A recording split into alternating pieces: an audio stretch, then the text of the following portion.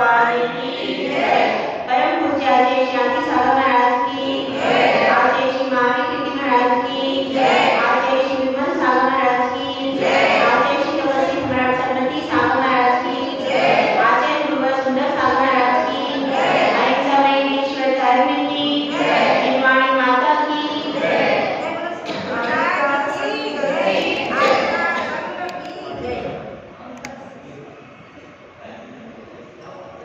सूर्य, जब प्राची के अंग से हाथ आप नीचे रख दीजिए, अच्छे से बैठ जाइए।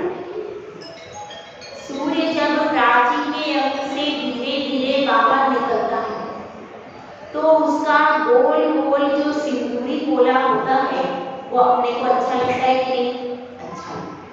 अच्छा लगता है। सुबह सुबह का प्रभात देखना, सुबह सुबह का सूर्य देखना अच्छा लगता है कि नहीं?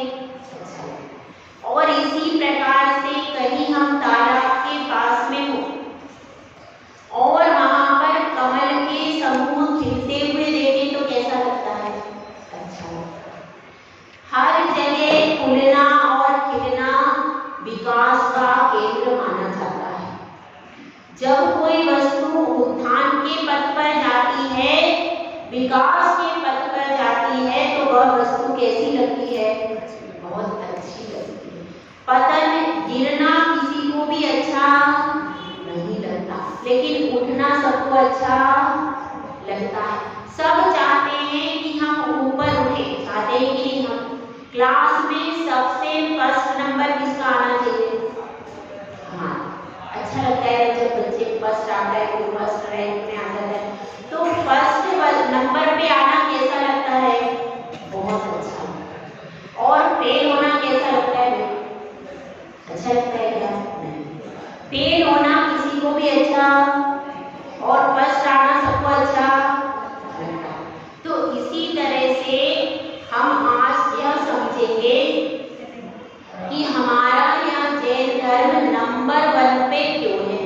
समझ में आया? क्लास में अगर कोई बच्चा नंबर फर्स्ट पर होता है कि नहीं?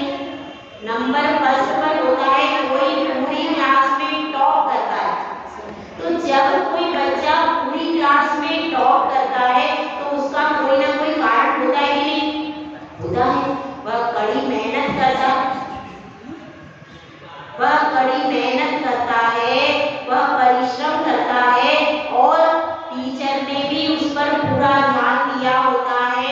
उसके मम्मी पापा भी उसको प्रेरणा देते हैं और उसके मित्र भी उसको कहते हैं कि पढ़ाई करो। उसके मित्र भी सब अच्छे पढ़ने वाले होते हैं। ये सब चीजें मिल जाती हैं तो कोई बच्चा प्रथम स्थान पर आता है, ठीक है ना? तो अब हमारा जैन धर्म नंबर 1 पर क्यों है? समझ में आई ना बात? अपन क्या चर्चा करेंगे आज? हमारा ये जैन धर्म है, यह नंबर 1 पर क्यों है? इसमें क्या ऐसी खास चीजें हैं जो अन्य कहीं भी मिलती नहीं है ना? तो इसलिए अपन सबसे पहले चर्चा करते हैं जो आपका सबसे पहले परिचित है, क्योंकि परिचित वस्तु को पहले उठाना चाहिए, बाद में थोड़ा थोड़ा अपरिचित के क्रम में जाएंगे। तो सबसे पहले नमोकार मंत्र में सबसे पहले जैन धर्म में क्या आता है भाई? नमोकार मंत्र। आप सबको आता है ना? अच्छे से सबको याद होगा, है ना? टीचर ने भी सबसे पहले आपको क्या पढ़ाया है? नमोकार मंत्र। तो इसकी महत्वता आप समझते हो कि नहीं? यह मंत्र महत्वपूर्ण क्यों है? यह मंत्र महत्वपूर्ण इसलिए है, पहला कारण जो आपको क्लास में पढ़ाया गया होगा, इस मंत्र से 84 लाख मंत्रों की उत्पत्ति होती है। मतलब दुनिया के जितने भी मंत्र बने हैं वो किससे बने? नमोकार मंत्र से। ठीक है, आप मैं पूछूं तो आप बिल्कुल उत्तर दीजिए अच्छे खुल के खिल के, ठीक है? किससे हुई 84 लाख मंत्रों की उत्पत्ति? और नमोकार मंत्र कौन से धर्म में आता है? जैन धर्म में। इसलिए हमारा जैन धर्म महान है कि जिसमें इतना बड़ा मूल मंत्र है, इतना बड़ा नमोकार मंत्र की उत्पत्ति हुई। ठीक है, और क्या बात है, और इसमें दूसरी भी चीज है। दूसरी चीज क्या है? दूसरी चीज नमोकार मंत्र में यह है कि अन्य सब धर्मों में उनके उनके भगवान का नाम आता है। जितने भी मंत्र हैं, अन्य जितने भी मंत्र हैं, उनमें उनके उनके भगवान का नाम आता है कि नहीं? आता है। लेकिन नमोकार मंत्र में किसी भी भगवान का नाम आता है क्या भाई? आता है? बताओ। नहीं आता, बिल्कुल सही। नमोकार मंत्र में किसी भी भगवान, 24 भगवान के नाम याद है ना आपको? कौन से भगवान का नाम आता है भैया नमोकार मंत्र में? कोई से भगवान, बच्चे ही उत्तर दें कृपया करें। कोई से भी भगवान का नाम नमोकार मंत्र में नहीं आता। तो कौन से भगवान का नाम? तो नमोकार मंत्र में किसका नाम आता है? किसी का नहीं, पंच परमेष्टि का नाम आता है। केवल पंच परमेष्टि का नाम इस नमोकार मंत्र में आता है। मतलब क्या है? जिन धर्म में, अन्य सभी धर्मों में व्यक्तियों की पूजा की जाती है, किसी न किसी का नाम लिया जाता है और उस नाम के आधार पर उनकी पूजा की जाती है। लेकिन जिन धर्म एकमात्र ऐसा है जिसमें नाम की पूजा नहीं की जाती। किसकी पूजा की जाती है? गुणों की पूजा की जाती है। नाम की पूजा नहीं की जाती, गुणों की पूजा की जाती है। इसलिए गुणों की पूजा के ऊपर अपने धर्म महान क्यों हुआ? क्योंकि व्यक्ति तो बदलते रहते हैं, हर युग में व्यक्ति बदलते रहते हैं, लेकिन गुण कभी बदलते नहीं, गुण कभी भी बदलते नहीं हैं। और व्यक्ति कैसे होते हैं? व्यक्ति हमेशा बदलते रहते हैं, क्योंकि अभी राम हुए, कृष्ण हुए, ये सब हुए, अभी हमारे 24 तीर्थंकर हुए कि नहीं? अभी हमारे 24 तीर्थंकर हुए, लेकिन अगली 24 में नाम अलग होंगे कि नहीं? अभी हमारी 24 जो है, इसमें हम पढ़ रहे हैं ऋषभदेव, महावीर, पार्श्वनाथ, तो इस 24 में नाम दूसरे थे। अब जब अगली 24 आएगी तो उसमें नाम अलग होंगे, उसमें नाम अलग अलग दूसरे दूसरे होंगे। समझ में आएगा? समझ में आएगा कि नहीं? इसी तरह से जो राम, कृष्ण, बुद्ध, महावीर आदि हैं, ये सब क्या है? सिर्फ नाम है। और बाद में जैसे जैसे युग परिवर्तन होगा, ये नाम बदलेंगे कि नहीं? बदलेंगे। आगे और कोई 63 शलाका पुरुष होंगे, उनके नाम कुछ और होंगे कि नहीं? होंगे, होंगे। इसलिए इस नमोकार मंत्र में कोई भी नाम नहीं रखा, और इसीलिए क्योंकि जब भी नाम रखेंगे तो वह बदलता जाएगा। नाम किसी का भी हमेशा रहने वाला नहीं। तो इसमें किसकी उपासना की जाती है? गुणों की उपासना की जाती है, नाम की उपासना नहीं। इसीलिए यह नमोकार मंत्र के बारे में क्या कहते हैं? शाश्वत रहने वाला। क्यों है? क्योंकि अगर इसमें एक भी तीर्थंकर का नाम रख देते तो ये शाश्वत रहता या नहीं रहता? फिर भी शाश्वत नहीं रह पाता, क्योंकि फिर अगली 24 में नए तीर्थंकर आते, फिर से उनको चेंज करना पड़ता। इसलिए इसमें जितने भी पंच परमेष्टि हैं, वो हर काल में, हर समय में वो ही रहते। अरिहंत भगवान हर समय रहते हैं, सिद्ध रहते हैं, आचार्य रहते हैं, उपाध्याय रहते हैं, और साधु भी हर समय रहते। ऐसा कोई समय नहीं रहता जब ये सब नहीं रहते और इनकी आराधना हम न कर पाए। तो सबसे बड़ी बात क्या है? जिन धर्म में गुणों की आराधना की जाती है, व्यक्ति की आराधना नहीं की जाती, और गुणों की आराधना शाश्वत होती, हमेशा हो सकती है, जबकि व्यक्ति काल के अनुसार नष्ट हो जाता है उनका जीवन। जबकि अरहंत सिद्ध आचार्य उपाध्याय और साधु जो पंच परमेष्ठी हैं वो कालजयी हैं, हमेशा रहने वाले हैं। इसलिए यह मंत्र भी कभी किसी भी काल के प्रभाव से बदलने वाला नहीं। समझ में आया? ठीक है, तो यह किसका महत्व हो गया? यह हमारे नमोकार मंत्र का महत्व। नमोकार मंत्र कौन से धर्म में होता है? केवल जैन धर्म में ही होता है और किसी धर्म में नहीं होता। ठीक है, और दूसरी बात है, यहाँ पर भगवान कैसे होते हैं बताओ? भगवान की विशेषताएं कितनी याद है किसी को? बताओ, भगवान की विशेषताएं किसी को याद है बच्चों को? अपने भगवान कैसे होते हैं किसी को याद है? हाँ बताओ। वीतरागी, सर्वज्ञ और हितोपदेशी होते हैं। बैठिए। पहली विशेषता क्या है? वीतरागी होते हैं। ठीक है, तो देखो आपने स्कूल में आपका फ्रेंड है, सब बच्चों के कोई ना कोई दोस्त तो होंगे, है कि नहीं? आपके फ्रेंड्स हैं, स्कूल वाले फ्रेंड, यहाँ वाले नहीं। स्कूल में आपका फ्रेंड है और अब आप भी बैठे हो, आपका फ्रेंड भी बैठे हो, क्या आप उसको नमस्कार करोगे आपके फ्रेंड को? बताओ बच्चों, आप नमस्कार करोगे क्या आपके फ्रेंड को? आप अपने फ्रेंड को नमस्कार नहीं करोगे। क्यों? क्योंकि जैसे हम हैं वैसे ही हमारा फ्रेंड है, तो उसको नमस्कार क्यों करेंगे? कर सकते नहीं है ना। इसी तरह से अन्य जो भी देवी देवता हैं वो भी सेम है हमारे जैसे। कैसे? हमारे पास वस्त्र है कि नहीं? अपन वस्त्र पहनते हैं कि नहीं? वो जो देवी देवता अन्य है उनके पास भी वस्त्र है ना। ठीक है, हमारे पास हमारी कार है, हमारा स्कूटर है, उनके पास भी कोई ना कोई वाहन है कि नहीं है? उनके पास भी मोदक है, उनके पास भी सोना है, धन है, हमारे पास भी धन है, हमारे पास भी भोजन है कि नहीं?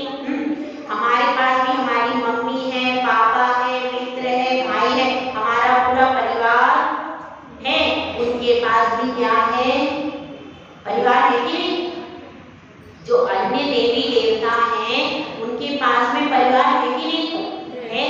तो जब वो भी मतलब जैसे हम हैं वैसे वो हो गए कि नहीं? हुए कि नहीं? समझ में आएगा? अन्य जो भी देवी देवता हैं उनके पास भी परिवार है, हमारे पास भी परिवार है। उनके पास भी वस्त्र है, हमारे पास भी वस्त्र है। उनके पास भी आभूषण है, हमारे पास भी आभूषण। तो हम और वो सेम हुए कि नहीं? जब हम सेम हो गए तो हम उनको नमस्कार कर सकते हैं क्या? कर सकते हैं क्या? क्यों? जब हम भी ऐसे हैं, हमारे जैसे हमारे भगवान होने चाहिए क्या? हमारे भगवान हमसे कुछ ऊंचे होना चाहिए ना, कि हमारे जैसे होना चाहिए? हमारे भगवान हमारे जैसे नहीं होना चाहिए, वो हमसे कुछ श्रेष्ठ होना चाहिए, गुणों में भी श्रेष्ठ होना चाहिए और हर चीज में हमसे श्रेष्ठ होना चाहिए। इसलिए केवल वीतरागी भगवान किस धर्म में होते हैं? जैन धर्म में ही वीतरागी भगवान होते हैं, जो कि राग द्वेष से रहित होते हैं और वस्त्र से रहित होते हैं, आभूषण से रहित होते हैं, श्रृंगार से रहित होते। यह भगवान केवल और केवल दिगंबर जैन धर्म में ही होते। ये हमारे धर्म की सबसे बड़ी विशेषता है, सबसे बड़ी विधि है। समझ में आया? इसलिए और दुनिया के किसी भी धर्म में ऐसे भगवान मिलते हैं क्या? अन्य कहीं भी नहीं मिलते। इसलिए और जितने भी देवी देवता आदि मिलते वो सब सेम। इसलिए जो सेम से ऊपर होगा, यानी उनमें राग द्वेष है, हमारे भगवान में राग द्वेष नहीं है, वो वीतरागी है। वो जो और वीतरागी हुए बिना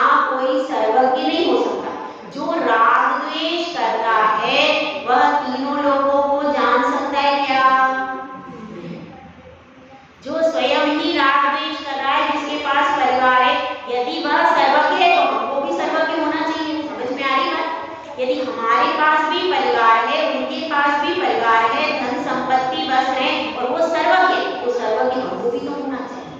जब हम सर्वज्ञ नहीं हैं तो वो भी सर्वज्ञ, ठीक है। तो इसलिए वीतरागी है और वीतरागी होने के बाद ही सर्वज्ञता हो सकती है। इसलिए यह जो वीतरागी भगवान है वही सर्वज्ञ है। समझ में आ रहा है? थोड़ा थोड़ा समझ में आ रहा है? तो इसलिए यह समझना चाहिए कि भगवान बहुत ऊंचे होना चाहिए। इसीलिए नंबर 1 पर अपने वीतरागी, सर्वज्ञ और उपदेशी भगवान है, क्योंकि वो सेम नहीं है, वह राग द्वेष से अलग है और केवल ज्ञान से विभूषित है। ठीक है, समझ में आया? तो इस तरह से हमारे देव सबसे नंबर 1 है, इसलिए हमारा जो धर्म भी नंबर 1 है। उसके बाद बात चल रही है गुरु। हमारे गुरु कैसे होते हैं? जो निर्ग्रंथ गुरु है वो सबसे श्रेष्ठ। ठीक है, अब एक छोटी सी कहानी आपको सुना। सिकंदर का नाम आप सबने सुना है? किस किस ने सुना? सम्राट सिकंदर सुना है? हिस्ट्री पढ़ी, किसी ने नहीं पढ़ी? अब शायद हिस्ट्री में से आता है। तो सिकंदर का एक था सम्राट सिकंदर। देखो एक छोटी सी कहानी सुना है, बहुत अच्छी कहानी। एक सम्राट सिकंदर था और उसने पूरे विश्व पर अपना क्या कर लिया? आधिपत्य कर लिया। और वह अपने घमंड में आ गया कि मैं कौन हूँ? विश्व विजेता सिकंदर। वह इसी प्रकार से अपने मद में चूर होकर एक दिन नदी के किनारे गया। वहां पर नदी के किनारे उसने एक कल्याण नामक मुनिराज को देखा। जैसे ही उसने कल्याण नामक मुनिराज को देखा तो वह मुनिराज से प्रश्न करता है, आप कौन हैं? तो मुनिराज कहते हैं, मैं 6 खंड का अधिपति हूँ। तो उस बात को सुनकर सिकंदर कहता है, आप कैसे 6 खंड के अधिपति हो सकते हैं? क्योंकि आपके पास तो एक वस्त्र भी नहीं है, आपके पास एक आभूषण भी नहीं है, आपके पास कोई धन संपत्ति मिलती ही नहीं है। तो मुनिराज ने उत्तर दिया, देखो 5 इंद्रियां होती है। 5 इंद्रियों के नाम आते हैं आप लोगों को, है ना? स्पर्शन, रसना, घ्राण, चक्षु और कर्ण, और एक होता है मन। तो 5 इंद्रियां और एक मन, इनको मैं पूरा कंट्रोल में रखता हूँ। मेरी इजाजत के बिना 5 इंद्रिय और मन कहीं भी इधर उधर जाते आते नहीं है। इसलिए मैं 5 इंद्रियों का क्या बन गया? स्वामी बन गया। तो इसलिए मैं कौन हो गया? इसलिए मैं बन गया 6 खंड का अधिपति। समझ में आई बात? है ना? 5 इंद्रियां और 6ठा मन, इनको मैं कंट्रोल में रख लेता हूँ। अब उसको समझ में आया कि वास्तव में असली महाराज तो कौन है? मुनिराज है। क्यों? क्योंकि ये तो 5 इंद्रिय और मन को कंट्रोल में रखते, और मैं तो कंट्रोल में रख ही नहीं पाता। इसलिए अब वह उनके सामने लज्जित हो गया। उसने अपना हेड उतार करके उनके चरणों में रख दिया। अब वह अपनी माँ को फोन करता है। उस समय फोन नहीं चलते थे, संदेशे भिजवाए जाते थे पुरानी बात। वह संदेशे भिजवाए जाते थे तो वह एक सैनिक के द्वारा संदेशा भिजवाता है कि माँ, मैंने भारत को जीत लिया है और अब मैं आपके पास आ रहा हूँ, आपको कौन सी चीज चाहिए? क्योंकि मैं आपका बहुत रेस्पेक्ट करता हूँ, बहुत आदर करता हूँ और मैं आपकी हर इच्छा पूरी करना चाहता हूँ। इसीलिए आप मुझे बताओ, आपको क्या चाहिए? क्या कभी आपने अपनी मम्मी से पूछा कि मम्मी आपको क्या चाहिए? कभी फुर्सत मिली आपको पूछने की? जब मम्मी का जन्मदिन हो तब पूछा? कभी अपनी माँ से आपने पूछा, कभी पापा से पूछा कि पापा आपको क्या चाहिए? लेकिन वो सिकंदर अपनी माँ का भक्त था, अपनी माँ की चरणों में अनुरक्त था। उसने पूछा कि माँ, मैं इतना पूरा जीत के आ रहा हूँ, सारी लड़ाई जीत के ला रहा हूँ और सारा सोना आदि सारा भारत से मैंने ले लिया है, तुम्हारी इच्छा पूरी किए बिना कैसे आऊं? तो तुम बता दो तुम्हें कौन सी चीज इस भारत में से चाहिए, कौन सी संपत्ति तुमको चाहिए, कौन सा हीरा तुमको चाहिए? यह पूछ रहा है। किससे पूछ रहा है वो? अपनी माँ से। अपनी माँ से वो पूछ रहा है। तो उसकी बात को सुन करके माँ ने क्या जवाब दिया? देखो ध्यान से सुनना, बिल्कुल सही क्लाइमेक्स आ रहा है इसमें, इधर उधर ध्यान मत दीजिए, सुनिए। देखो अब क्या हुआ? अब उसने सिकंदर ने अपनी माँ से जब पूछा तो माँ ने जवाब दिया कि मैंने सुना है भारत में दिगंबर मुनि होते हैं जो कि बहुत कठिन तपस्या करते हैं, मुझे एक मुनि ला करके दे। समझ में आया? क्या मांग रही है वो? सोना नहीं मांग रही, वो चांदी नहीं मांग रही, हीरे मोती नहीं मांग रही, क्या मांग रही है? सिर्फ मुझे एक मुनि ला के दे दो, मैंने मुनि नहीं देखे कैसे होते हैं। इतना ज्यादा जिसको मुनि देखने को नहीं मिलते वो तरसते हैं कि काश कि हमको एक मुनिराज के दर्शन हो जाए। तो उस माने, और ये बिल्कुल सच्ची घटना है, आप देख सकते हैं सिकंदर और कल्याण मुनि की घटना, बिल्कुल सच्ची घटना सुना है, कपोल घटना नहीं सुना है। वे कल्याण मुनि थे और फिर जब उसने सुना तो उसने कल्याण मुनि से निवेदन किया कि हे स्वामी, मेरी माता आपके दर्शन करना चाहती है, आप मेरे साथ यूनान चलिए। वो कहाँ से आया था सिकंदर? यूनान से आया था, यूनान का बादशाह था वो। तो उसने कहा आप मेरे साथ चलिए। तो फिर वे भी यात्रा पर उसके साथ चलने को तैयार हो जाते हैं, लेकिन बीच में उनको निमित्त ज्ञान हो जाता है कि सिकंदर तुम नहीं पहुंच पाओगे। कहाँ पर? यूनान। बीच में ही जहाज आदि डूब जाता है। तो इस तरह से, लेकिन बात महत्वपूर्ण क्या है कि उसकी माँ ने क्या मांगा? उसकी माँ ने यही कहा कि मुझे एक दिगंबर मुनिराज के दर्शन करना। यानी दिगंबर मुनिराज कहाँ पर होते हैं? भारत में ही होते हैं और कहीं नहीं होते। आप अमेरिका चले जाना, कनाडा चले जाना, बड़े बड़े जिन मंदिर भी आपको मिल जाएंगे, लेकिन क्या एक मुनिराज आपको मिल सकते हैं? आपको मुनिराज कहाँ मिलेंगे? सिर्फ और सिर्फ भारत में, और भारत में भी कहाँ? सिर्फ और सिर्फ दिगंबर जैन धर्म में ही वह हीरा होता है कि जिसकी कीमत करोड़ों की संपत्ति से भी चुकाई नहीं जा सकती। करोड़ों भी रुपए देकर के आप एक मुनिराज को नहीं पा सकते। पा सकते हैं क्या? इससे मतलब सबसे ज्यादा कीमती चीज क्या है?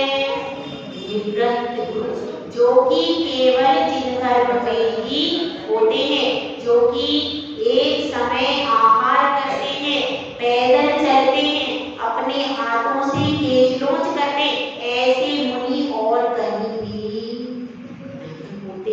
सबसे ज्यादा कठिन साधना करने वाले साधु कहाँ होते? जिन धर्म में।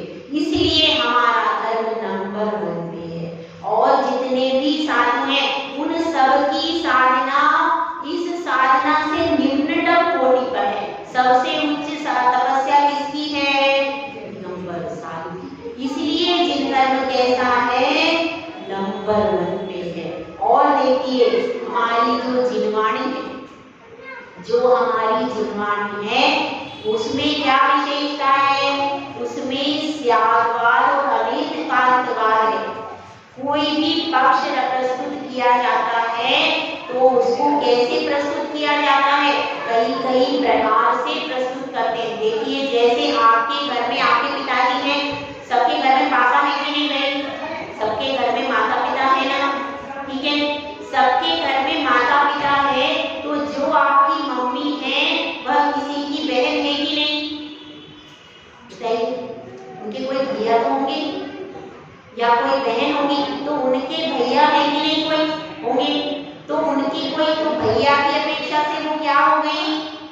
बहन होगी। और वे आपकी अपेक्षा से क्या है?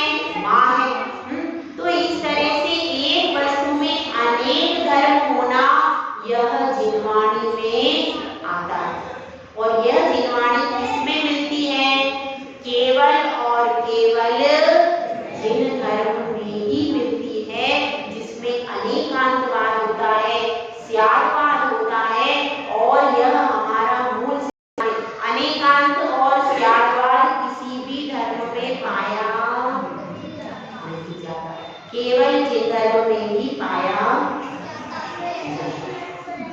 ठीक है, तो अब आप लोगों को थोड़ा हेवी लग रहा है। बच्चे कोई उत्तर ही नहीं दे रहे, बिल्कुल साइलेंट दे करके लाएंगे बिल्कुल। बच्चे बिल्कुल साइलेंट है। आप लोगों को अच्छा लग रहा है? मुझे कैसा लग रहा है भैया?